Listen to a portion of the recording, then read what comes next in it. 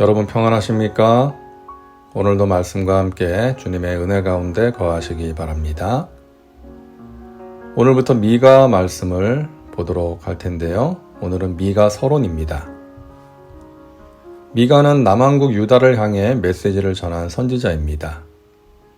사회 정의에 대한 하나님의 지침과 그것을 지키지 못하는 당대 정권을 향해서 거침없이 비난을 쏟아낸 선지자입니다. 그의 가슴에는 죄로 가득한 민족에 대한 하나님의 거룩한 분노가 담겨져 있었고 그의 입에서는 그 분노가 말씀의 불이 되어 쏟아졌습니다. 과거 미국 대통령 지미 카터는 취임식에서 미가서 6장 8절 말씀, 그 말씀이 펼쳐진 성경 위에 손을 얹고 취임 선서를 하기도 했습니다. 이 구절이 미가서의 핵심 구절이라고 할 수 있습니다. 미가서 1장 1절은 미가가 누구인지를 소개하는데요. 미가서는 미가의 개인적인 정보, 그러니까 누구의 아들이라는 것, 그리고 그가 사역하던 중에 어떤 일들이 일어났는지에 대해서는 전혀 언급하지 않습니다. 단지 미가가 유다의 왕들 요담, 아하스, 히스기야 시대에 활동한 선지자라는 것, 그리고 그가 모레셋 사람이었다는 것만 우리에게 알려줍니다. 모레셋은 예루살렘에서 남서쪽으로 약 35km 떨어진 곳인데요. 해발 400m에 달하는 고지대의 작은 도시였습니다. 작은 도시였지만 군사적인 요충지여서 르호보암은 이곳을 요새화했습니다. 하지만 아수르의 사네립에 의해 함락된 유다의 46개 성읍 중 하나입니다. 미가는 공의와 정의의 실현에 목말라 했던 사람입니다. 그래서 특히 예루살렘의 권력자들을 향해 메시지를 선포합니다. 그들이 하나님께서 주신 기준들을 버리고 자신들의 이익만을 추구하며 힘없는 자들을 괴롭게 하는 것에 대해서 분노했습니다. 자, 배경을 보면은요, 1장 1절에서 밝히는 것처럼 미가는 남왕국 유다의 요담, 아하스, 그리고 히스기야 왕 시대에 사역했던 선지자입니다. 이 시대는 남왕국 유다와 북왕국 이스라엘이 경제적으로 번영의 길을 걷고 있던 때였죠. 정치가 안정되고 상업이 활성화되면서 경제적인 번영을 경험하고 있었습니다. 하지만 이러한 경제적 번영은 이기주의와 하나님이 주신 가치관과 기준들이 파괴되는 후유증을 불러왔습니다. 오래전 하나님과 맺은 언약을 따라 살아가는 것에 더 이상 관심을 갖지 않게 된 것이죠. 자신들의 이익과 욕심을 채우기 위해 종교를 이용하려는 모습이 팽배하게 되었던 것입니다. 그것은 오늘날도 마찬가지죠. 힘들고 어려운 시절에는 간절히 하나님을 찾고 열심히 신앙생활을 하다가 경제적으로 안정되고 여유가 생기면 그 열심과 간절함이 사라집니다. 그리고 신앙생활의 목적이 자신이 잘 사는 것, 사업이 잘 되고 자녀가 잘 되고 건강하게 사는 것에만 머물게 되는 것이죠. 하나님의 말씀을 지키는 것에는 관심이 멀어지는 것입니다. 미가가 활동했던 당시의 사회가 그랬습니다. 하나님의 정의를 실현하는 것에는 관심이 없이 그저 자신들의 이익과 욕심을 채우는 것에만 혈안이 되어 있었죠. 그러다 보니 경제적 번영은 왔지만 부의 분배가 제대로 이루어지지 않아서 부익부, 빈익빈 현상이 생겼습니다. 지배층, 상류층은 경제적인 풍요를 누리고 있었지만 서민들의 삶은 점점 어려워진 것이죠. 국제적으로는 아수르가 제국의 야망을 가지고 주변 국가 정복에 나서던 때였습니다. 아수르는 유다의 요담이 왕으로 통치하던 시기에 디글랏 블레셀이 왕이 되면서 강력한 군사력을 앞세워서 주변 국가 정복에 나서게 됩니다.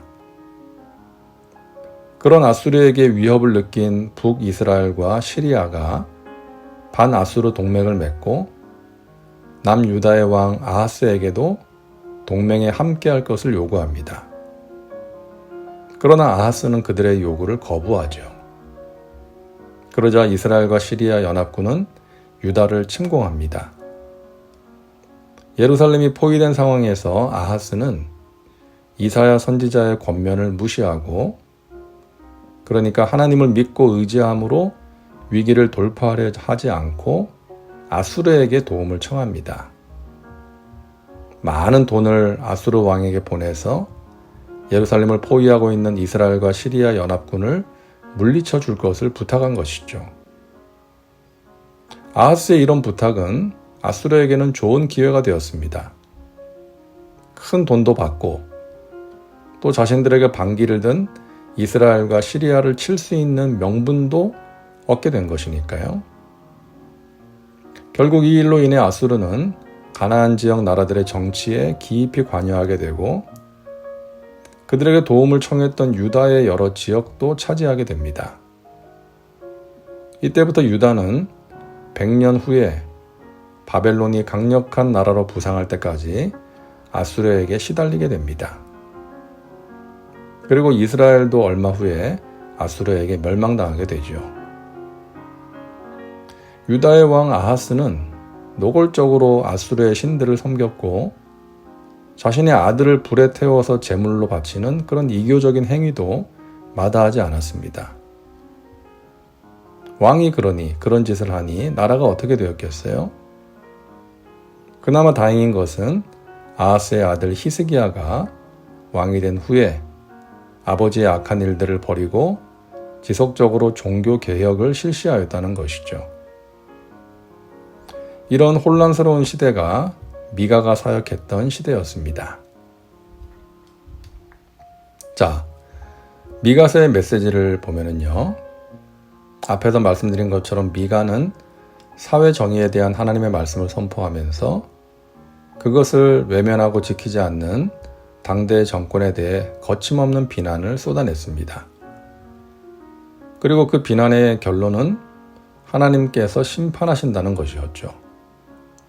망하게 될 것이라는 선포였습니다.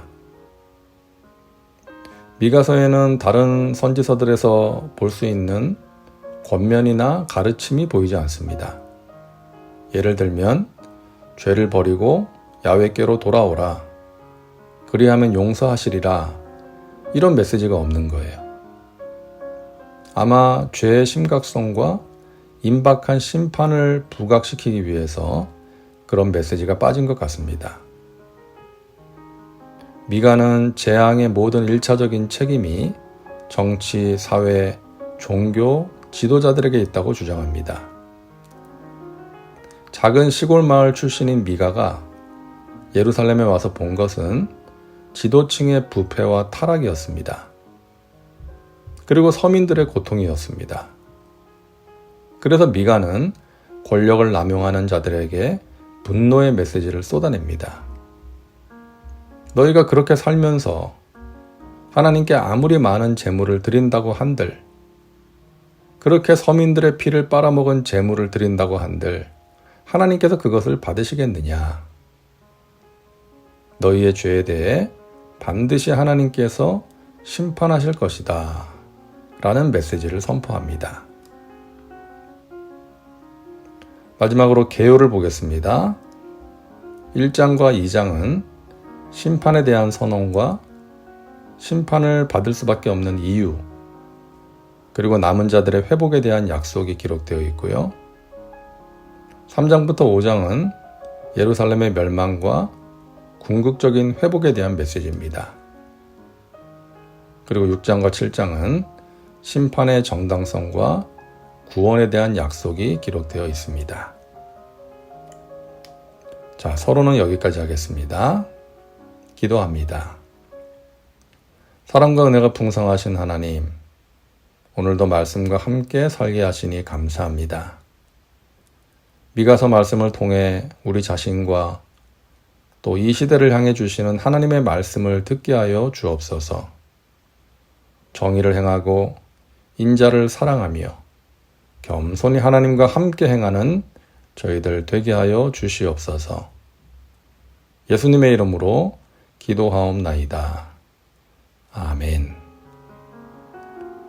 오늘도 말씀과 함께 은혜 가운데 거하시기 바랍니다. 여러분 사랑하고 축복합니다.